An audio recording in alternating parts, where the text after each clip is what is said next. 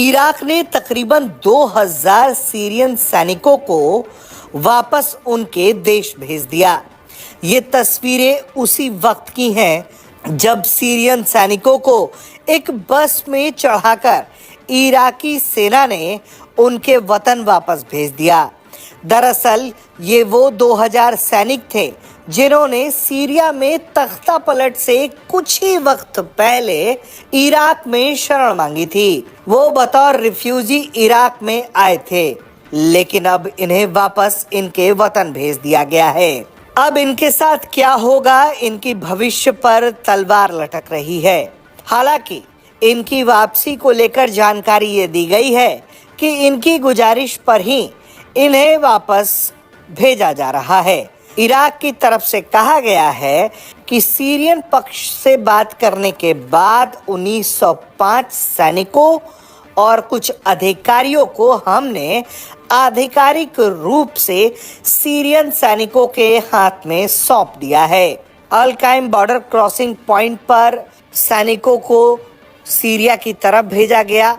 ये जो तस्वीरें सामने आई हैं वो रॉयटर्स के जरिए तस्वीरें सामने आई हैं, जिसमें दिखाई दे रहा है कि बसों में सैनिकों को सवार करके अल काइम बॉर्डर क्रॉसिंग पॉइंट के जरिए इराक की तरफ से सीरिया में भेजा जा रहा है। हालांकि ये जो सैनिक अपने साथ हथियार लेकर आए थे उसे इराक के रक्षा मंत्रालय ने जब्त कर लिया था और इराकी रक्षा मंत्रालय का कहना है कि वो इन हथियारों को तब सौंपेंगे जब सीरिया में एक बार परमानेंट सरकार बन जाएगी।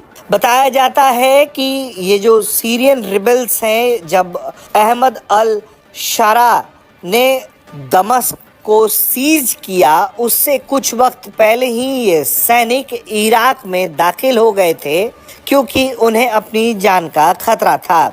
वहीं असद भागकर रूस चले गए।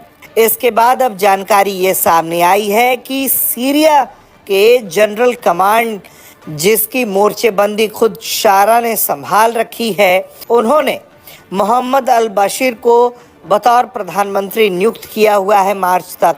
और अब इराकी सेना का ये कहना है कि उन्होंने इसलिए सीरियन सैनिकों को वतन वापस भेजने पर वो राजी हुए हैं क्योंकि मौजूदा सीरिया की जो इस वक्त अंतरिम सरकार है उन्होंने पूरी तरह से इन सैनिकों को क्षमादान दे दिया है।